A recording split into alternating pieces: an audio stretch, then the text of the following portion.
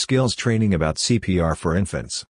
Part 53, CPR for Infants. Welcome to the lesson on CPR for infants. In this video, we will discuss about CPR for infancy. If the scene is safe, approach the victim and assess their responsiveness. Send another person to call 999 and get AED if possible. Assess breathing. If the infant is not breathing, or only gasping, begin CPR starting with compressions.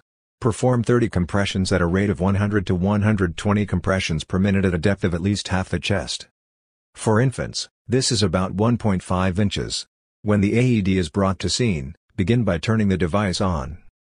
Remove any clothing from the victim and apply the AED pads, one on the front of the infant's chest and one of the infant's back. Plug in the connector and then clear the victim while the AED. If no shock is advised, resume CPR beginning with chest compressions. If a shock is advised, clear the victim again before delivering the shock. Once the AED is charged, hit the shock button. After delivering the shock, resume CPR beginning with 30 chest compressions. Open the airway and deliver 2 breaths, each lasting 1 second. Watch for chest rise.